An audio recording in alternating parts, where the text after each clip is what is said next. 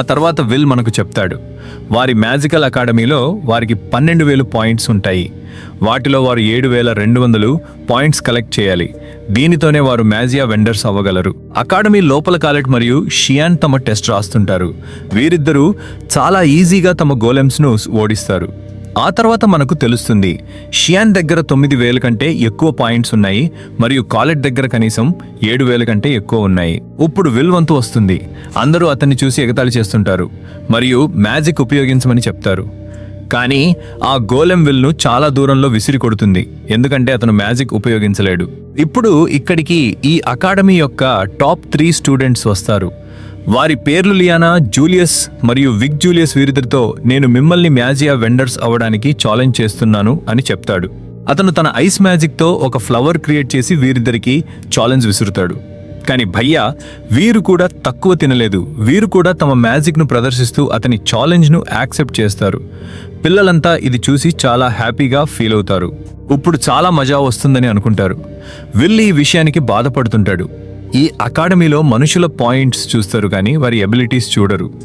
నేను ఈ అకాడమీలో 6th ఇయర్కి వచ్చాను, కానీ నా దగ్గర క్రెడిట్స్ చాలా తక్కువ ఉన్నాయి. సీన్ మారగానే కాలెట్ విల్కు నచ్చజెబుతుంది, నీ దగ్గర పాయింట్స్ చాలా తక్కువ ఉన్నాయి.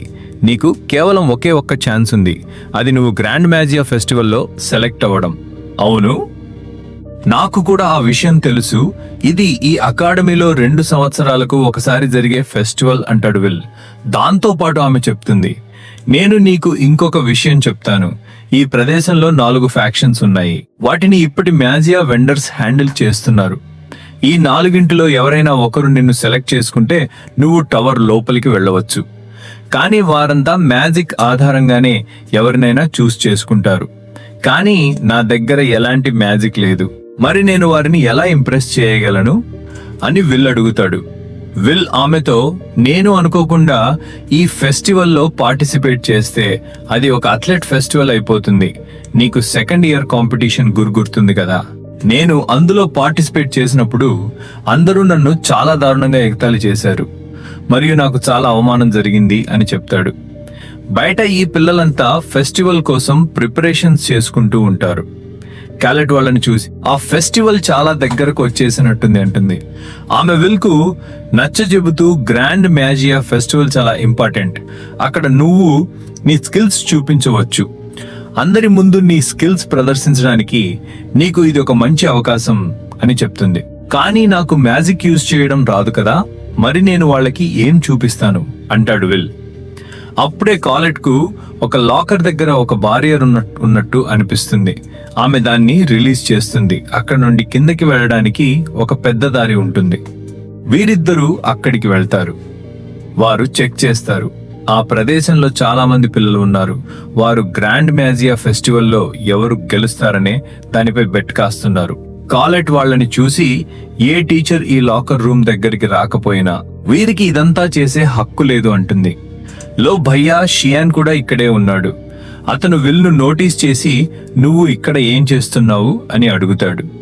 కాలెట్ అతని ముందుకు వచ్చి, నువ్వు మళ్ళీ ఇతనితో తప్పుగా మాట్లాడితే నేను నీ మూతి పగలగొడతాను, అర్థమైందా అని అంటుంది.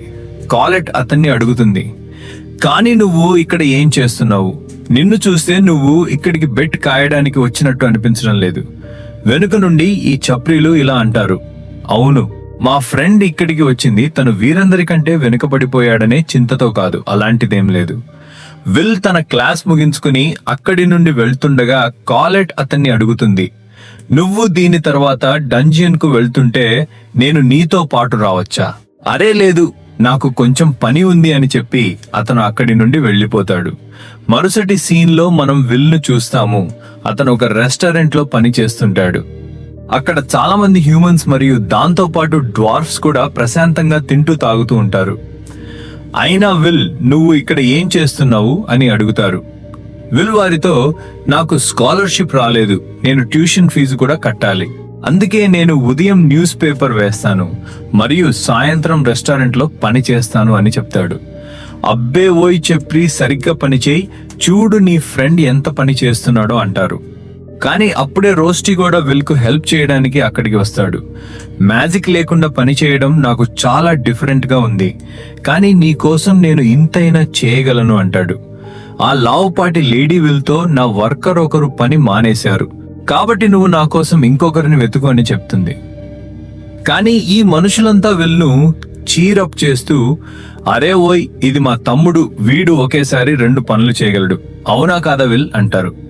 ఈ మనుషులంతా అక్కడి నుండి వెళ్లిపోగానే రోస్టీ విల్తో, నువ్వు ఈ డ్వార్ఫ్స్ తో పని చేస్తున్నావు, కానీ నీకు ఇక్కడ చాలా తక్కువ డబ్బులు వస్తున్నాయి, కాబట్టి నువ్వు దీని గురించి ప్రొఫెసర్ వర్క్ తో మాట్లాడాలి అని చెప్తాడు.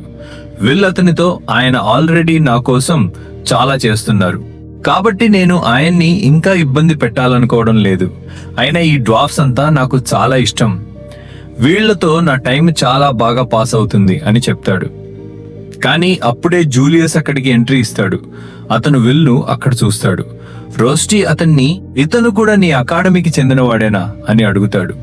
జూలియస్ అతనితో, అచ్చా విల్, నువ్వు కూడా ఇక్కడే పని చేస్తున్నావా?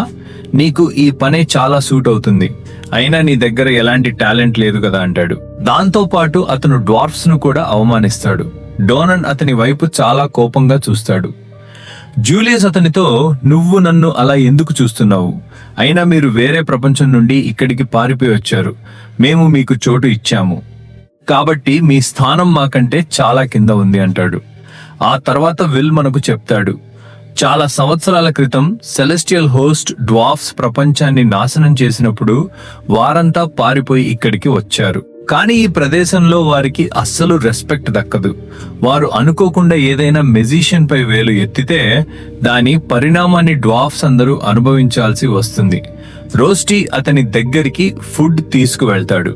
కానీ జూలియస్ ఇప్పటికీ డ్వార్ఫ్స్ ను ఎగతాళి చేస్తూనే ఉంటాడు. వీరందరినీ ఇక్కడి నుండి పంపించేయండి అంటాడు.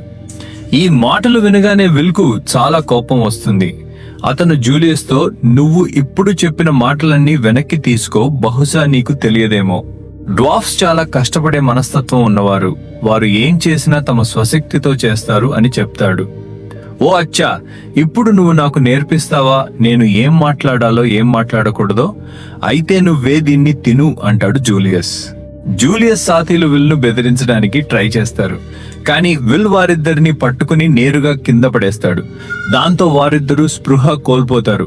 కొంచెం భయం జూలియస్ కు కూడా వస్తుంది. చాలా రోజుల తర్వాత ఎవరో నాతో ఇలా అన్నారు, సరే చూద్దాం ఎవరిలో ఎంత దమ్ముందో అంటూ జూలియస్ విల్ మీద అటాక్ చేయడం స్టార్ట్ చేస్తాడు. కానీ విల్ దాని నుండి తప్పించుకుంటూ వెనక్కి జరుగుతాడు. కానీ జూలియస్ అతన్ని పట్టుకుంటాడు. అతను అతని చెస్ట్ లో ఒక రోజ్ క్రియేట్ చేస్తూ అతన్ని టార్చర్ చేయడం స్టార్ట్ చేస్తాడు. కానీ జూలియస్ ఇది చూసి ఆశ్చర్యపోతాడు. విల్ కు దీనివల్ల ఎలాంటి ఫరక్ పడడం లేదు. అతను, నేను నిన్ను ఇప్పటికి వదిలేస్తున్నాను, కానీ నేను నిన్ను గ్రాండ్ మ్యాజియా ఫెస్టివల్లో చూసుకుంటాను, అందరి ముందే నిన్ను అవమానించే టైం అదే అని చెప్తాడు. విల్ కూడా అతని పట్టు నుండి ఆజాద్ అవుతాడు. అతని వాండ్ను పట్టుకుంటూ, నేను కూడా ఇందులో పార్టిసిపేట్ చేయడానికి రెడీగా ఉన్నాను అంటాడు. ఓ అచ్చా, నేను గెలిస్తే నిన్ను ఈ అకాడమీ నుండి బయటకు పంపించేస్తాను అంటాడు జూలియస్. సరే, కానీ నేను గెలిస్తే నువ్వు డోనన్ మరియు మిగతా డ్వార్ఫ్స్ అందరికీ సారీ చెప్పాలి అంటాడు.